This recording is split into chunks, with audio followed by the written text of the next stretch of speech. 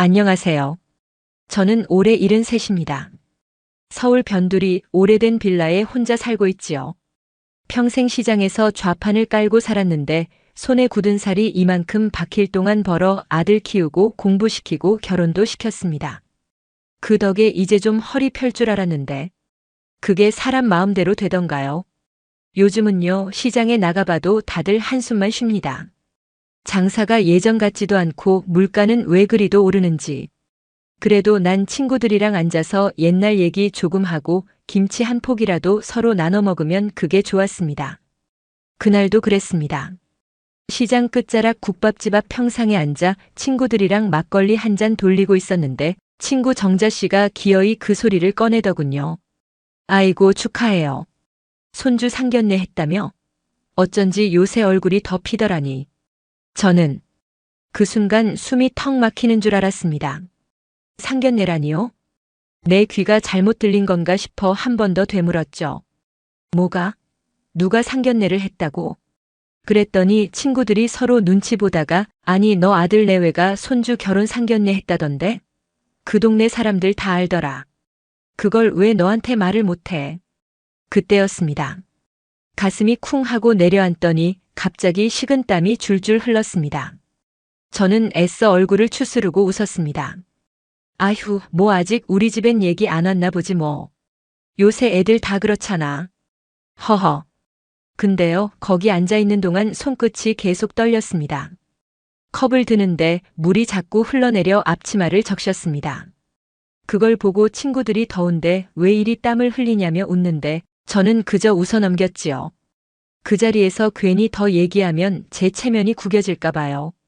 그래도 제 손주 결혼인데 설마 저 몰래 상견례까지 했겠나 싶었습니다. 그래서 급히 자리 정리하고 일어나 집으로 돌아왔습니다. 집에 들어오자마자 신발도 제대로 못 벗고 거실로 들어갔습니다. 소파에 앉으니 다리가 덜덜 떨리더군요. 숨을 가쁘게 몰아쉬다 결국 핸드폰을 꺼내 들었습니다. 에이, 그럴 리가 있나. 애들이야 바쁘다 보니 나한텐 좀 늦게 알린 거겠지. 그렇게 혼잣말을 중얼거리면서도 손은 이미 번호를 누르고 있었습니다. 신호음이 길게 2번 울리더니 드디어 아들 목소리가 들렸습니다. 엄마. 무슨 일이야? 그 말투가 괜히 더 불안하게 만들었습니다. 저는 되도록 차분하게 물었죠. 있잖냐, 너 혹시 손주 상견례 했다더라. 그게 무슨 말이냐? 잠깐, 정말 잠깐이었는데 전화기 너머에서 숨을 삼키는 소리가 들린 것 같았습니다. 그러더니 아, 그거 아직 정확히 날짜는 안 잡혔어. 그냥 상견례 비슷하게 얼굴 한번 본 거지 뭐. 얼버무림. 저는 한숨을 삼켰습니다. 그래도 그게 어디 간단한 일이냐? 그럴 땐 엄마한테도 말 좀 하고 그러지. 그러자 아들은 헛기침을 몇 번 하고는 아, 미안해. 곧 제대로 얘기하려고 했어. 엄마 걱정할까 봐. 근데 아직 큰 건 아니야. 저는 더 묻지 않았습니다. 괜히 더 물었다가 내 속이 다 드러날까 봐 그랬죠. 걱정할까 봐라는 말이 이상하게 가슴을 찔렀지만 그 순간은 그냥 그러려니 했습니다. 전화를 끊고 나니 방 안이 어찌나 조용하던지 귀가 멍멍했습니다. 작은 벽시계 초침 돌아가는 소리만 들리더군요. 그 소리가 왜 그렇게 서럽게 들리던지요. 저는 이마에 맺힌 땀을 닦으며 중얼거렸습니다. 그래, 뭐 아직 날짜도 안 잡혔다잖아. 괜히 속 끓이지 말자. 그러고는 자리에서 일어나 부엌으로 갔습니다. 냄비에 묵은 된장국을 데워 한 숟갈 뜨는데 이상하게도 밥맛이 하나도 없었습니다. 국을 삼키는데 목구멍이 꿀꺽 넘어가지 않더군요. 결국 숟가락을 내려놓고는 고개를 떨궜습니다. 그리고 그때 머릿속에서 자꾸만 아들 목소리가 맴돌았습니다. 곧 말하려고 했어. 아직 큰 건 아니야. 그래요, 그때까지만 해도. 정말 설마 했습니다. 설마 그 애들이 제 손주 결혼을 나 몰래 다 치르고 있을 거라고는. 그때까지는 정말 상상도 못했습니다. 며칠이 지나도 마음이 편치 않았습니다. 처음에는 그냥 흘러나온 소문일 거라 애써 넘겼지만 자꾸만 그 말이 머릿속을 떠나질 않았습니다. 설마 진짜로 상견례를 다 끝내놓고 나만 모르게 하고 있는 건 아니겠지? 그러던 어느 날이었습니다. 시장에 갔다가 나오는 길에 옆 동네 김씨 아주머니를 만났습니다. 그 사람은 동네에선 입이 가벼운 걸로 유명해서 괜히 마주치기 싫었지만 이미 내 팔을 덥석 잡아버렸습니다. 어머님, 아이고 축하드려요. 손주 이번에 결혼 준비 한창이라면서요? 그 순간 숨이 딱 막히는 줄 알았습니다. 목이 바싹 타올랐습니다. 저는 애써 아무렇지 않은 척 웃었습니다. 아휴, 나는 아직 아무 얘기도 못 들었는걸요. 그러자 김 씨가 눈을 동그랗게 뜨더니 어머 정말요? 이상하네. 며칠 전 우리 사돈도 손님들한테 그 집 결혼 얘기 들었다던데 이제 준비 막 들어갔다고. 저는 그 자리에서 다리가 풀릴 것 같아 옆 벽에 손을 짚었습니다. 김 씨는 뭔가 더 얘기하려다 제 표정을 보고는 아휴 죄송해요. 나는 이미 다 아시는 줄 알고. 머쓱하게 웃으며 종종 걸음으로 가버리더군요. 거기 혼자 서 있으려니 어찌나 서럽던지요. 내가 뭘 그렇게 잘못 살았다고 우리 손주 결혼 소식을 남한테서 듣고 있어야 하나 싶은데 그 생각이 머리에서 꼼짝을 않더군요. 집으로 돌아가는 길 가게 유리창에 비친 제 얼굴을 봤습니다. 볼이 쏙 꺼지고 눈가 주름이 더 깊어진 게 꼭 낯선 늙은이가 서 있는 것 같았습니다. 현관문을 열고 들어오자마자 신발도 제대로 못 벗고 거실로 주저앉았습니다. 그리고는 핸드폰을 들었습니다. 손가락이 자꾸만 떨려 번호를 몇 번이나 잘못 눌렀는지 모릅니다. 신호가 3번쯤 울린 뒤 며느리가 전화를 받았습니다. 어머니, 웬일이세요? 그 상냥하지도 그렇다고 무뚝뚝하지도 않은 어중간한 목소리가 괜히 더 사람 속을 긁더군요. 저는 최대한 평정심을 유지하려고 애썼습니다. 저기 며느라. 시장에서 그러는데 너희 이번에 결혼 준비한다며? 나는 아직 아무 얘기도 못 들었는데. 그 순간 전화기 건너편에서 숨소리가 미묘하게 바뀌는 게 느껴졌습니다. 그리고 잠시 뒤 며느리가 말했습니다. 아, 어머니, 아직 제대로 말씀 못 드렸어요. 이제 막 준비 들어가서요. 저희도 정신이 없어서 곧 말씀드리려 했어요. 저는 그 말을 듣자 속에서 뭔가 확 끌어올랐습니다. 이제 막 준비 들어간 건 다들 아는데 정작 나는 아무 말도 못 듣고 있었구나. 내가 시어머니인데 왜 이렇게 마지막 순번처럼 되는 거야? 하지만 그 말이 차마 입 밖으로 나오질 않더군요. 그저 마른 목소리로 말했습니다. 그래, 알았다. 곧 얘기해준다니 기다리지 뭐. 그리고는 서둘러 전화를 끊었습니다. 끊고 나니 숨이 가쁘게 차올랐습니다. 바닥을 바라보는데 제 그림자가 왜 그렇게 작아 보이던지요. 혼자 중얼거렸습니다. 곧 말씀드리려 했다. 곧 그래. 어디 얼마나 곧인지 두고 보자. 그날 밤 잠이 오질 않았습니다.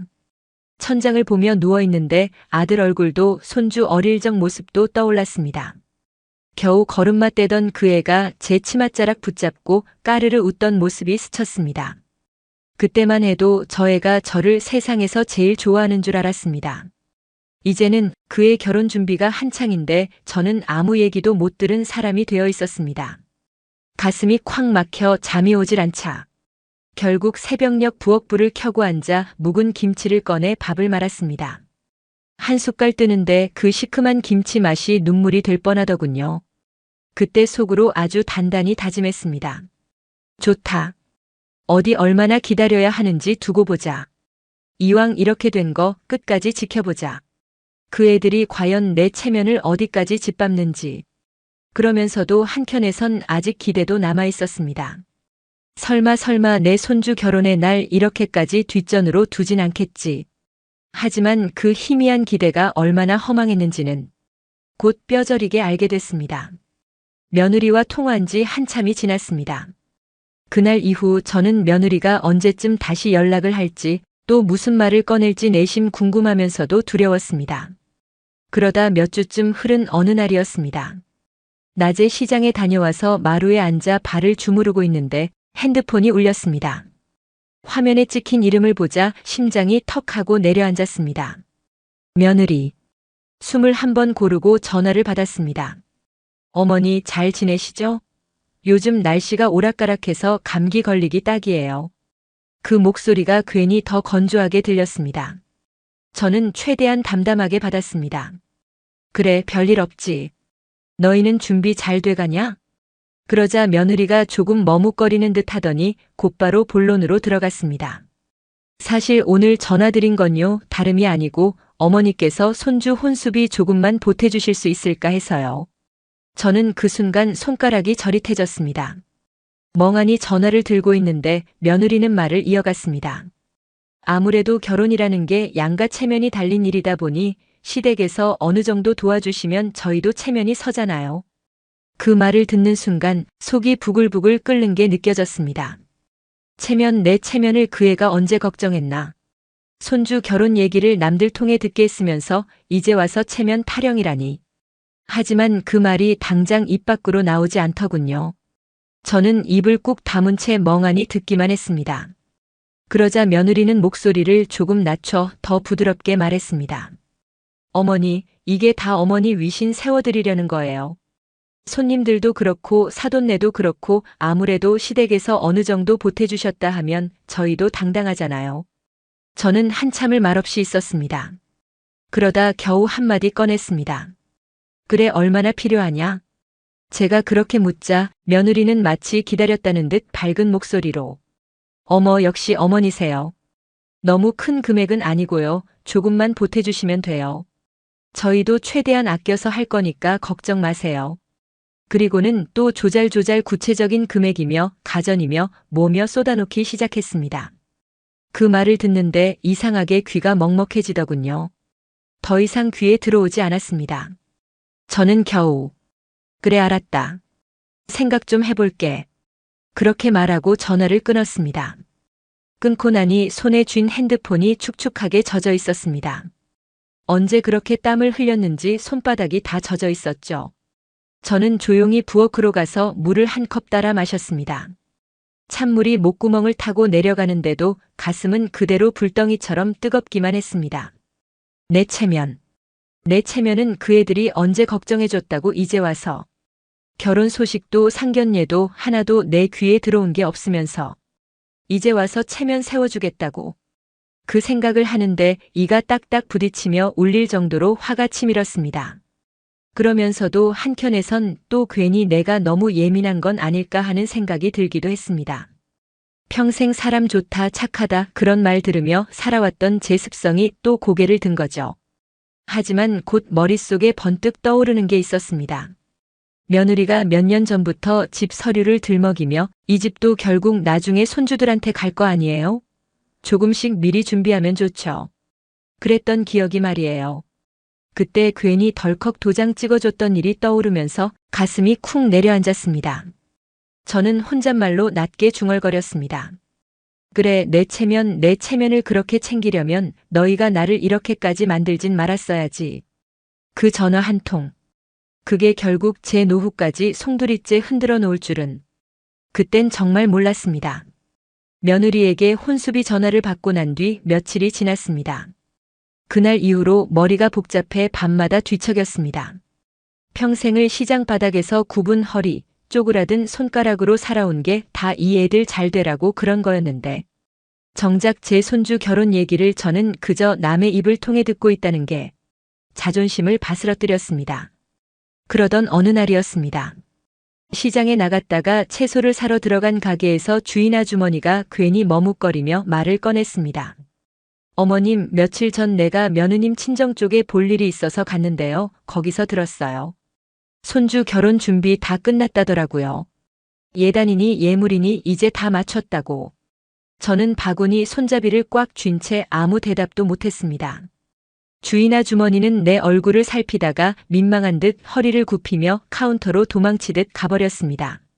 저는 그 자리에 가만히 서서 손에 든 바구니를 한참이나 내려다봤습니다. 양파 껍질이 바닥에 떨어져 있었는데 그 주황빛 껍질이 괜히 가슴을 서늘하게 만들었습니다. 집으로 돌아와 부엌에 바구니를 내려놓자마자 가만히 있지를 못하겠더군요. 그래, 이왕 이렇게 된 거 내 두 눈으로 똑똑히 봐야겠다.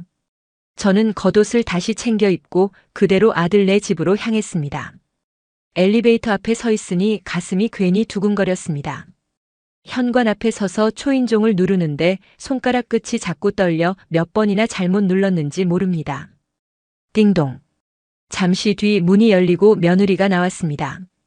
어머, 어머니 오셨어요? 연락도 없이.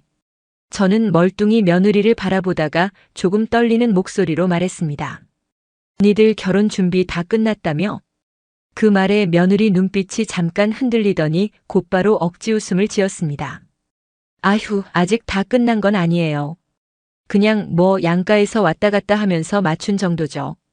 저는 신발을 벗지도 않은 채 현관 복도에 가만히 서 있었습니다. 며느리는 잠깐 당황한 듯 제 얼굴을 보더니 문을 더 열어주며 말했습니다. 어머니 들어오세요. 저는 천천히 거실로 들어갔습니다. 그런데 소파에 앉으라는 말도 없이 며느리는 거실 테이블에 뭔가를 다시 뒤적였습니다. 저는 그 모습이 왠지 더 쓸쓸했습니다. 결국 제가 먼저 입을 열었습니다. 나는 아무 말도 못 들었다. 시장 사람들 통해서야 이런 얘기를 들으면 내가 뭘 그렇게 잘못했나 싶다. 그러자 며느리는 머리를 극적이며 말했습니다. 어머니, 저희도 정신이 하나도 없어서요.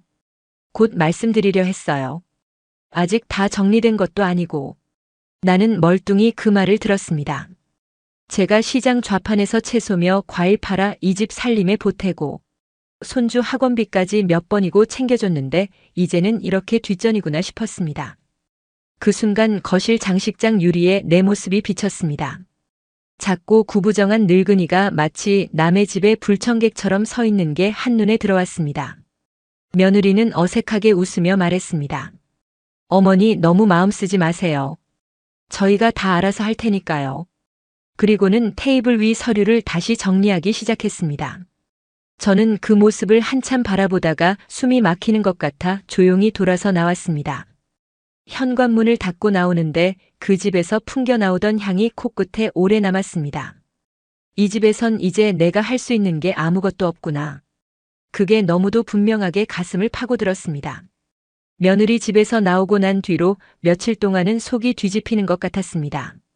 밤에 불을 끄고 누우면 장식장 유리에 비친 제 모습이 자꾸 떠올랐습니다. 불청객처럼 서 있던 제 모습. 내가 언제 저 집에서 그렇게까지 설 자리를 잃었나 싶어 숨이 막혔습니다. 그러던 어느 날 저녁을 막 먹고 그릇을 씻으려는데 전화가 왔습니다. 화면엔 며느리 이름이 떠 있었습니다. 저는 잠시 손을 물에 담근 채 가만히 바라보다가 물기를 대충 닦고 받았습니다. 어머니, 저예요. 괜찮으세요? 저번에 오셨을 때 괜히 마음 쓰시게 한 건 아닌지 걱정돼서요. 목소리는 부드러웠습니다. 하지만 저는 이제 그 부드러움 뒤에 깔린 속내를 알 것 같았습니다. 나는 최대한 평범하게 대답했습니다. 괜찮다. 바쁘겠지. 너희야 준비하느라 정신없을 텐데. 잠시 전화기 너머에서 며느리가 머뭇거리는 숨소리가 들리더니 곧 작게 웃으며 말했습니다. 어머니, 사실 오늘은 말씀드리고 싶은 게 있어서요. 혹시 잠깐 시간 되시면 저희 집으로 오실 수 있을까요? 저는 뭐가 그리 급한가 싶었지만 그러자니 더 궁금해졌습니다. 그래, 갈게. 그리고 저녁 내내 마음이 편치 않아 허둥대며 옷을 갈아입고 아들네 집으로 향했습니다. 이번엔 초인종을 누르는데 이상하게 손이 차갑게 식어 있었습니다. 띵동. 문이 열리자 며느리가 고개를 내밀며 작게 웃었습니다. 어머니, 들어오세요. 저는 신발을 벗고 거실로 들어갔습니다. 그 집 향기가 낯설게 느껴졌습니다. 며느리는 제 눈치를 보더니 조심스럽게 말했습니다. 어머니, 저 잠시 방으로 들어가실래요? 드릴 말씀 있어서요. 저는 고개를 끄덕이고 며느리를 따라 방 안으로 들어갔습니다. 방문이 닫히자 며느리가 숨을 고르더니 제 앞에 앉았습니다. 그리고는 아주 조심스러운 표정으로 말을 꺼냈습니다.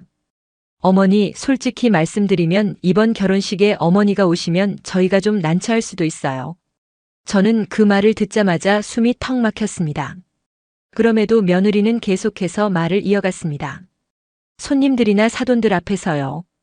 아무래도 어머니가 시장 일 오래 하셔서 그런지 손님들도 좀 부담스러워하지 않을까, 저희도 그렇고요. 숨이 거칠게 올라왔습니다. 손끝이 저절로 떨렸습니다. 저는 애써 숨을 고르며 겨우 한마디 내뱉었습니다. 그래, 내가 보기 창피하다는 거냐? 그러자 며느리는 급히 손사래를 쳤습니다. 아니에요. 그런 게 아니라 그냥 체면상 그렇다는 거죠. 손주 결혼식이니까 더 깔끔하게 어머니 체면도 세워드리고 싶은 거예요. 그러더니 며느리는 마치 좋은 제안을 한다는 듯 웃으며 말을 바꿨습니다. 대신 어머니, 돈은 조금만 보태주세요. 아무래도 시댁에서 보태셨다고 하면 저희가 사돈들한테도 체면이 서잖아요. 그게 다 어머니 체면 세워드리는 길이기도 하고요. 저는 그 말을 듣는 순간 머릿속이 완전히 하얘졌습니다. 숨이 가쁘게 올라와 헐떡였습니다. 바닥을 바라보는데 발등에 핏줄이 붉어지는 게 보였습니다. 한참이나 그 발등만 바라보다가 고개를 들어 며느리를 봤습니다. 그 애는 여전히 웃고 있었습니다. 마치 대단히 상식적인 부탁을 하고 있다는 듯이 저는 가슴 한가운데가 차갑게 얼어붙는 느낌이 들었습니다. 내 체면을 그 애가 언제 걱정했나. 손주 결혼 얘기를 시장에서 듣게 만들 땐 언제고. 이제 와서 돈 좀 내라고 하니 그게 다 내 체면 세워주는 거라고. 저는 아무 말 없이 한참을 앉아 있었습니다. 그러자 며느리는 눈치를 보더니 살짝 제 손을 잡았습니다. 어머니, 너무 부담 주는 거 아니에요. 그냥 조금만요. 그게 저희도 그렇고 어머니도 체면이 있으시잖아요.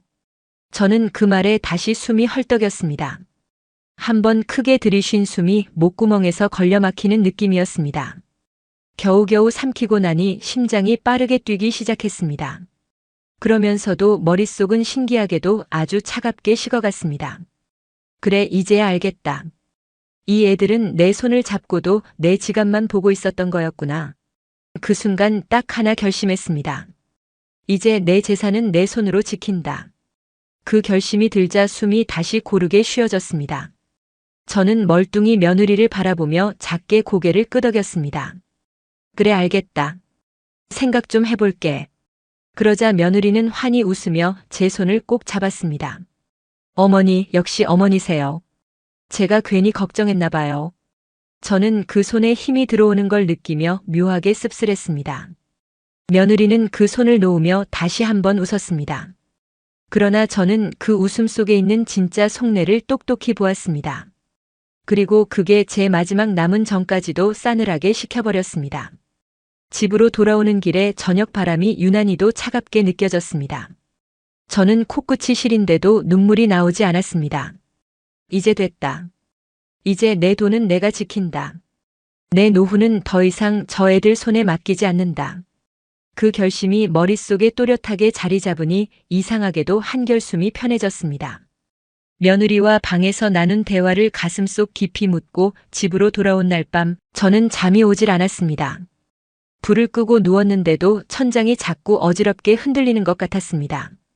며느리가 조심스럽게 잡던 그 손길, 어머니 체면을 세워주겠다며 속삭이던 그 목소리가 오히려 제 속을 더 깊게 파고들었습니다. 밤새 뒤척이다 결국 이른 새벽에 불을 켜고 일어났습니다. 주방에 앉아 가만히 식탁 위를 바라보다가 서랍 안에서 도장을 꺼내 들었습니다. 그 도장을 손에 쥐자 묘하게 손바닥이 서늘했습니다. 그리고 이상하게도 예전 일이 떠올랐습니다. 몇 해 전이었습니다. 그때 며느리가 찾아와서 웃으며 말했었습니다. 어머니, 이참에 등기 좀 정리하시는 게 어때요? 어차피 나중에 손주들한테 갈 건데 미리 깔끔하게 해두면 서로 좋잖아요. 저는 괜히 그 말이 마음에 걸려 망설였습니다. 그러자 며느리가 다시 한번 웃으며 덧붙였습니다. 어머니, 그게 다 손주들 위해서 하는 거예요. 나중에 혹시라도 아버님 재산으로 이거저거 복잡하게 얽히는 것보다 지금 미리 정리해두면 혹시 어머니 몸 안 좋으실 때도 덜 복잡하고요. 그때 저는 그 말을 듣고 마음이 조금 약해졌습니다. 남편이 떠난 뒤 혼자 이 집을 지키며 살아왔지만 속으로는 늘 불안했습니다. 제가 혹시 쓰러지기라도 하면 이 집이 어찌 될까 싶어 겁이 났던 것도 사실이었으니까요. 결국 저는 그 도장에 먹을 묻히며 내 손으로 서류에 꾹꾹 눌러 찍었습니다. 그리고는 잊었습니다. 정확히는 애써 잊으려 했습니다. 그 일이 제게 어떤 결과를 가져올지 그땐 깊게 생각하지 않았습니다.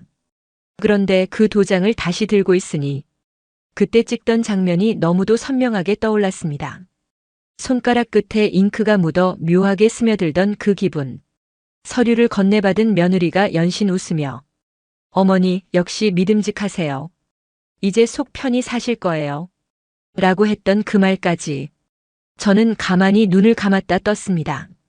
그리고 결심하듯 장롱 깊숙이 넣어뒀던 등기부 등본 서류를 꺼냈습니다. 손이 떨려서 한 장 한 장 넘길 때마다 속이 비틀렸습니다. 그리고 마침내 거기 제 집인데도 일부가 아들 이름으로 찍혀 있는 걸 보는 순간 심장이 쿵 하고 내려앉았습니다. 저는 그 자리에 멍하니 앉아 서류를 들고 있었습니다. 손끝이 시릴 만큼 차가워졌습니다. 결국은 이런 날이 올 걸 마음 한구석에선 알고 있었는데도 막상 눈앞에서 확인하니 온몸이 싸늘해졌습니다. 그날 오후 저는 도장을 가방에 넣고 집을 나섰습니다. 가로수에 바람이 스치는 소리가 귀에 스며드는 동안 제 마음도 이상하게 조용해졌습니다. 저는 그렇게 법무사 사무실 문을 밀고 들어갔습니다. 어서 오세요. 무슨 일로 오셨습니까? 저는 의자에 앉자마자 서류를 내밀었습니다. 법무사가 꼼꼼히 들여다보다가 고개를 들었습니다. 이 집이 현재 일부는 아드님 명의로 이미 증여가 되어 있네요. 그 말을 듣자 목에서 짧은 신음 같은 게 새어나갔습니다.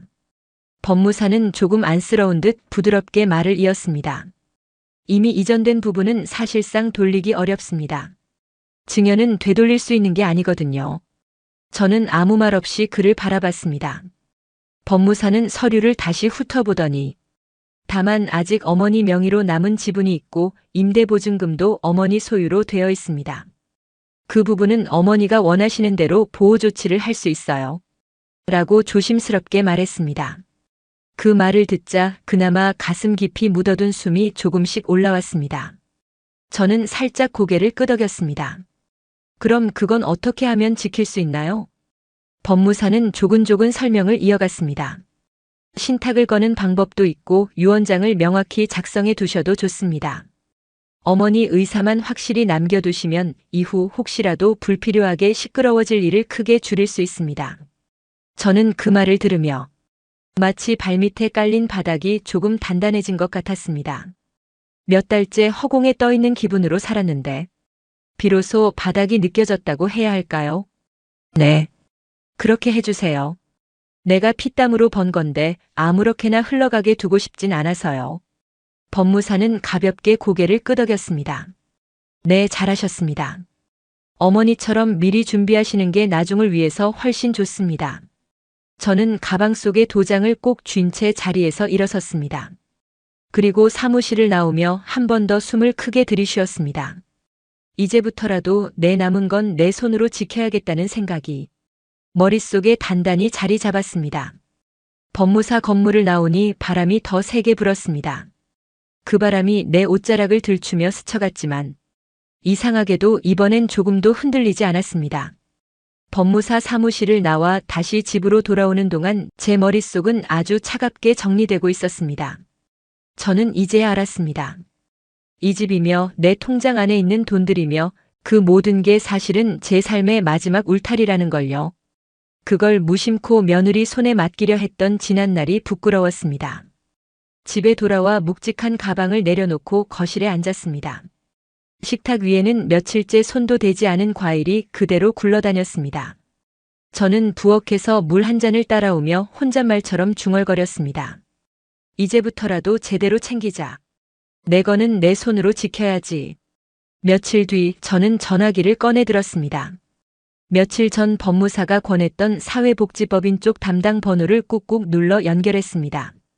몇 번의 짧은 안내음 뒤에 상대방 목소리가 들렸습니다. 네, 마흔복지재단입니다. 무엇을 도와드릴까요? 저는 잠시 숨을 고르고 또박또박 말했다. 저 혹시 개인 재산을 신탁하거나 유언장과 연결해서 지정 기부를 할 수 있는지 궁금해서요. 상담원은 매우 친절한 목소리로 네, 가능합니다. 원하시는 방식에 따라 절차를 도와드릴 수 있어요. 혹시 직접 방문 가능하신가요? 필요한 서류와 상담 내용을 자세히 안내드리겠습니다. 라고 답했습니다. 저는 고개를 가볍게 끄덕였습니다. 네. 갈게요. 최대한 빨리요. 전화를 끊고 나니 어깨가 조금 가벼워졌습니다. 마치 며칠째 내리누르던 돌덩이가 조금은 치워진 느낌이었습니다. 저는 장롱 깊숙이 넣어둔 통장과 도장을 다시 꺼내 가방에 넣었습니다. 그리고 종일 들락거리며 준비했습니다. 필요할 것 같아 등기부등본, 신분증, 잔고 증명서까지 꼼꼼히 챙겼습니다. 며칠 뒤 저는 정장을 차려입고 재단 사무실을 찾았습니다. 제 나이에 아직도 이런 옷을 꺼내 입으려니 괜히 손이 떨렸지만 오늘만큼은 허리도 반듯하게 폈습니다. 상담실로 들어가니 밝은 미소를 띤 담당자가 서류를 살펴보며 부드럽게 말했습니다. 어머니, 이렇게 미리 준비하시는 분들 거의 없어요. 보통은 자식들 이름으로 다 돌려놓고 나중에 후회하시는데 어머니처럼 직접 의사 표현하시고 지켜놓으시는 게 훨씬 현명하세요. 저는 작게 웃었습니다. 그래요. 이제라도 챙기려고요.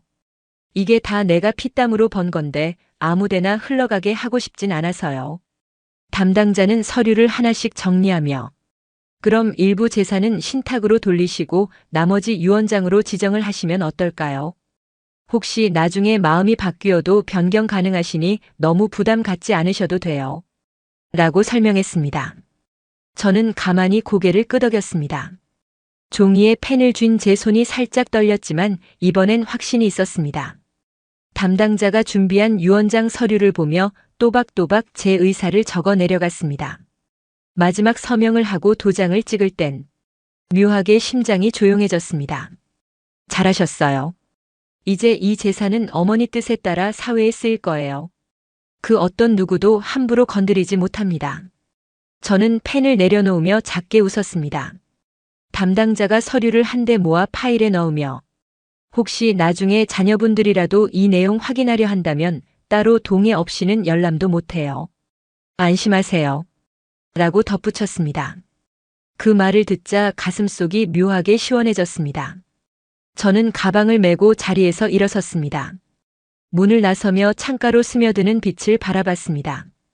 손주 결혼 얘기를 남을 통해 듣고도 혼수비 얘기에 눈치 보며 지갑을 열던 제가 이제는 내 의지로 내 것을 지키고 나누게 됐습니다. 건물 밖으로 나오니 가벼운 바람이 불었습니다. 그 바람이 내 뺨을 스치는데 참 오랜만에 제대로 숨을 쉬는 기분이었습니다. 그래. 이건 내가 피땀으로 번 거다. 이 애들이 날 무시했듯 이 돈도 이제 이 애들을 비켜가게 해야지. 저는 속으로 그렇게 되뇌었습니다. 그리고 문득 며느리가 이걸 알면 얼마나 얼굴이 바뀔지 그게 보고 싶었습니다. 그 생각을 하니 저도 모르게 입꼬리가 조금 올라갔습니다. 그 길로 집에 돌아와 서랍 속에 다시 유언장 사본을 조심히 넣었습니다. 그 종이 위에 작게 손바닥을 얹었습니다. 마치 제 남은 생을 마지막까지 지켜주는 파수꾼 같아서 괜히 따뜻했습니다. 며느리와 방 안에서 나눈 마지막 대화를 끝으로 저는 마음을 완전히 접었습니다. 그 이후로 아들 내외에게 전화를 먼저 건 적도 없었고 궁금해 물어본 적도 없었습니다. 그저 제 일상을 묵묵히 살았습니다.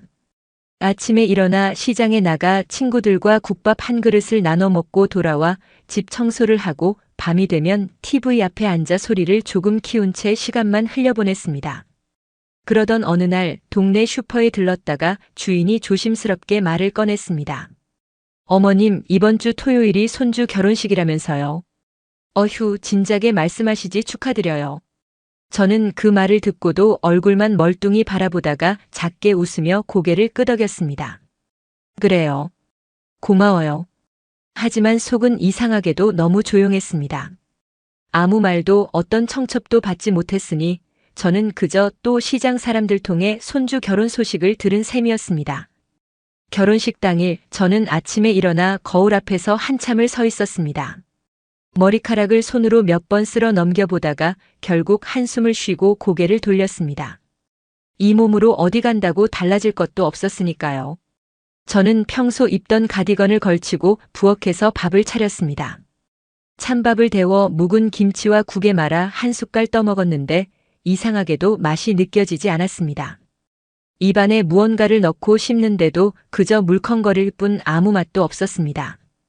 저는 숟가락을 내려두고 TV를 켰습니다. 주말 아침이라 홈쇼핑이 잔뜩 나오고 있었습니다. 화사하게 웃는 쇼호스트들이 신혼가전이며 친구를 자랑스럽게 보여주는데 그 화면이 괜히 눈에 밟혔습니다. 저 애들도 저런 걸 새로 장만하겠지.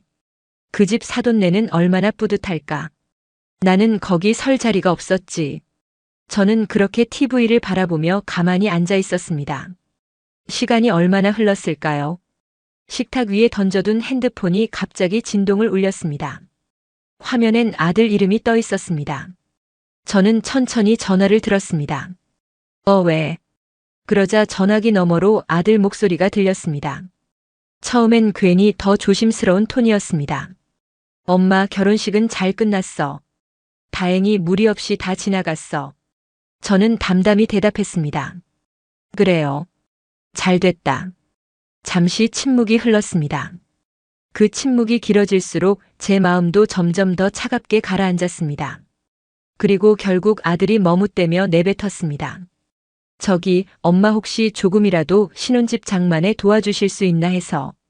그 말을 듣는 순간 저는 한숨이 나오려다 웃음이 나올 뻔했습니다. 결혼식에는 저를 부르지도 않더니 결국 돌아서서 제 지갑을 찾는구나 싶었습니다. 저는 천천히 말을 꺼냈습니다. 미안하다. 이제 내가 진 건 하나도 너희 몫이 아니야. 그 말을 하고 나니 이상하게도 속이 후련했습니다. 아들은 한참을 말없이 있더니 작게 숨을 고르는 소리가 들렸습니다. 그리고 아무 대꾸도 없이 전화를 끊었습니다. 저는 핸드폰을 내려두고 다시 TV를 바라봤습니다. 쇼호스트가 환하게 웃으며 신혼집 꾸미기 세트를 소개하고 있었습니다. 그 밝은 화면과 제 조용한 거실 사이에 깊고 서늘한 강이 흐르는 듯 했습니다. 저는 자리에서 일어나 창문을 열었습니다. 바깥으로 바람이 쏴하고 들어오는데 그 차가움이 이제는 익숙했습니다. 그래도 제 마음 한구석은 아주 단단했습니다. 이제는 제 몫으로만 살아야지요. 그 어떤 것도 저 애들 손에 더는 흘러들어가지 않게 해야지요. 그 생각이 제 마음을 더 조용히, 더 단단히 붙잡았습니다. 몇 달이 흘렀습니다. 그동안 저는 별다를 것 없이 살았습니다. 시장에 나가면 친구들이 이런저런 소식을 묻곤 했습니다. 어머님, 그 후로 아들 내외는 잘 지내죠? 저는 늘 똑같이 웃으며 고개를 끄덕였습니다. 잘들 살겠죠. 이제 다 자기들 몫이잖아요. 그러고는 더 길게 말을 하지 않았습니다. 괜히 제 속내가 들킬까봐 그게 더 두려웠습니다. 집에 혼자 돌아오면 괜히 서랍을 열어 유언장 사본을 꺼내보았습니다. 손끝으로 종이를 가만히 쓸어내리면 마음이 묘하게 단단해졌습니다. 이제 내 건 내 손으로 지켰다. 그 생각 하나로 저는 스스로를 붙들었습니다. 그러던 어느 날 오후였습니다. 부엌 창문을 열어놓고 식탁에 앉아 따뜻한 차를 홀짝이며 쉬고 있는데 핸드폰이 울렸습니다. 화면엔 아들 이름이 떠 있었습니다. 순간 가슴이 쿵 하고 내려앉았습니다. 받을까 말까 잠시 고민했습니다. 그러다 결국 조용히 통화 버튼을 눌렀습니다. 왜? 전화기 너머로 들리는 아들 목소리가 이상했습니다. 늘 퉁명스럽고 건조하던 그 애가 이번에는 어딘가 억지로 웃는 듯 했습니다. 엄마 뭐해? 오늘 시장 안 갔어? 날씨 좋던데. 저는 조용히 대답했습니다. 안 갔다. 그냥 집에 있었다. 왜 그러냐? 아들은 괜히 허허 웃었습니다. 그냥 오랜만에 목소리 듣고 싶어서. 그 웃음이 이상했습니다. 괜히 말을 길게 돌리는 게 뭔가 사정이 있다는 티가 났습니다. 저는 더 묻지 않고 가만히 있었습니다. 그러자 잠시 정적이 흐른 뒤 아들이 작게 기침을 하고는 다시 말을 꺼냈습니다. 엄마 사실 요즘 우리 좀 많이 힘들어. 저는 아무 말 없이 식탁 위를 바라보았습니다. 그러자 아들은 그제야 조금 더 솔직해졌습니다. 카드도 막히고 며느리 친정에서도 이제 더는 못 도와주겠다고 하고 솔직히 그 집도 사정 좋을 리 없지. 근데 우리가 그동안 좀 무리했거든. 저는 조용히 숨만 골랐습니다. 그러자 아들은 그 침묵이 불안했는지 서둘러 말을 이어갔습니다. 사실 며느리가 예전에 친구 부탁받고 서류 보증 선 게 있었는데 그게 완전히 잘못됐어. 지금 사채니 뭐니 독촉장 들어오고 있고 그거 막으려다 카드도 돌렸었는데 이제 다 막혀버렸어. 그 말을 듣는 순간 머리가 묘하게 맑아졌습니다. 저는 차가 식어가는 걸 느끼며 가만히 있었습니다. 아들은 숨이 가쁜지 자꾸 말을 끊어가며 이어갔습니다. 엄마 솔직히 이번엔 좀 도와줘야 할 것 같아. 신용불량 찍히면 진짜 끝이잖아. 엄마가 조금만 아니 사실 이번엔 좀 크게 보태주면 우린 다시 일어날 수 있어. 저는 그 말을 들으면서도 예전에 며느리가 제 손을 잡고 어머니 이번 결혼식엔 좀 난처할 수도 있어요. 손님들이나 사돈들 앞에서요. 하며 속삭이던 얼굴이 떠올랐습니다. 그때 그 애의 눈가에는 미묘한 조소가 깃들어 있었습니다. 저를 배려한다는 말투였지만 결국은 체면 때문에 저를 뒷전으로 미룬 거였습니다. 그 기억이 머릿속을 스치자 더 이상 흔들릴 이유가 없었습니다. 저는 아주 천천히 말을 꺼냈습니다. 그래, 그게 천벌이지. 아들은 잠시 숨을 죽였습니다. 저는 이어서 담담히 말했습니다. 너희가 내 체면 짓밟던 그 자리에서 이제 너희 체면이 떨어진 거다. 그 말을 내뱉고 나니 가슴속이 묘하게 시원해졌습니다. 전화기 너머에서 아들이 짧게 숨을 들이쉬는 소리가 들렸습니다. 그리고 아무 말도 못하고 한참을 있더니 작게 훌쩍이는 소리가 이어졌습니다. 저는 핸드폰을 귀에 댄 채 가만히 앉아 있었습니다. 어디선가 살짝 바람이 들어와 커튼이 부드럽게 흔들렸습니다. 그 바람결에 오래 묵은 답답함이 조금씩 날아가는 것 같았습니다. 아들은 결국 아무 말도 못하고 전화를 끊었습니다. 뚝 하고 통화가 끊기자 집안이 다시 고요해졌습니다. 저는 핸드폰을 내려두고 서랍을 열어 유언장 사본을 꺼냈습니다. 그 종이를 손바닥으로 천천히 쓸어내렸습니다. 손끝이 서늘했지만 마음은 이상하게 따뜻했습니다. 그래요. 이제 이 돈은 제 손으로 지켰으니 저 애들이 아무리 울어도 이제 돌아갈 길은 없습니다. 저는 그렇게 조용히 숨을 고르며 창밖으로 스며드는 오후 햇살을 바라보았습니다. 그 빛이 마치 제 마지막 남은 삶까지도 묵묵히 비춰주는 것 같았습니다. 몇 주가 더 흘렀습니다. 저는 그동안에도 별일 없이 살았습니다. 시장에 나가면 친구들과 김치 담그는 얘기, 동네 이웃잔치 얘기를 하며 웃었습니다. 그러던 어느 날이었습니다. 아침부터 묘하게 마음이 불안했습니다. 괜히 커피를 내려 2잔째 마시며 식탁에 앉아 있는데 현관 초인종이 울렸습니다. 띵동. 저는 천천히 몸을 일으켜 문을 열었습니다. 문 앞에는 아들이 서 있었습니다. 그 얼굴은 며칠 밤을 새운 사람처럼 헬쑥했고 눈가엔 피로가 짙게 내려앉아 있었습니다. 왜 이렇게 아침부터 왔냐? 저는 담담히 물었습니다. 그러자 아들은 입술을 몇 번이나 달싹이며 말을 꺼내지 못했습니다. 그러다 결국 깊게 숨을 들이쉬고는 힘없이 내뱉었습니다. 엄마, 나 다 알았어. 저는 말없이 그 얼굴만 바라보았습니다. 아들은 작게 고개를 떨군 뒤 다시 고개를 들어 저를 보았습니다. 어머니 명의였던 집이 복지재단 신탁으로 넘어갔다더라. 동네에서 들었어. 며느리 쪽 친척 통해서도 들었고 재단에서 등기 떼다 확인하니 완전히 다 그렇게 돼 있더라. 저는 아무 말 없이 그저 서 있었습니다. 아들은 잠시 눈을 감더니 결국 두 손으로 얼굴을 덮었습니다. 엄마, 그 돈 그거 다 우리 몫 아니었어? 아니, 애들 손주들 생각은요? 왜 그렇게까지 하셨어요, 왜? 그 목소리는 분명 따지듯 시작했지만 점점 눈물에 젖어 흔들렸습니다. 저는 가만히 숨만 고르고 있었습니다. 그때 핸드폰이 울렸습니다. 화면에는 며느리 이름이 떠 있었습니다. 저는 천천히 전화를 들었습니다. 왜? 전화기 너머로 들린 며느리 목소리는 이미 눈물로 젖어 있었습니다. 어머니, 그거 사실이에요? 그 돈, 그거면 우리 다 다시 살 수 있었는데 왜 우리를 이렇게까지 밀어내세요? 왜요, 어머니?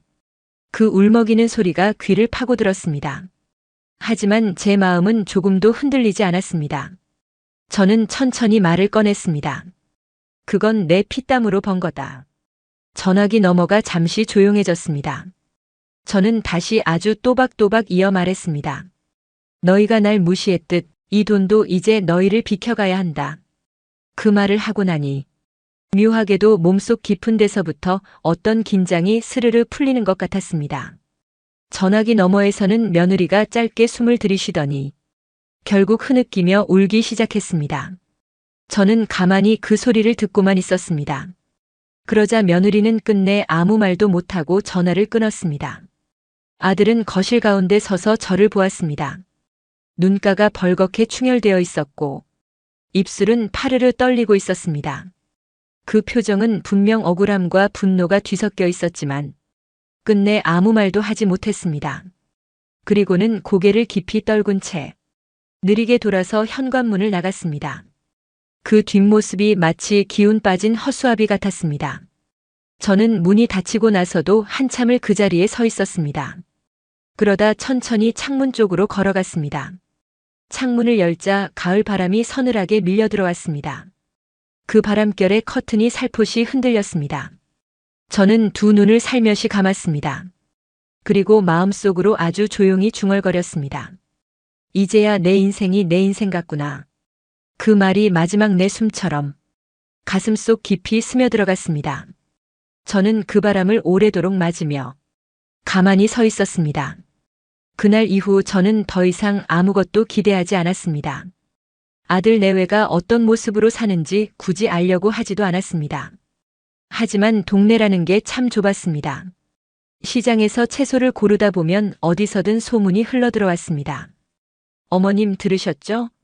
그 며느리분 이번에 결국 친정에서도 발 빼서 이제 완전히 혼자서 빚 갚는다고 하던데. 저는 그런 소리를 들으면 그저 고개만 끄덕였습니다.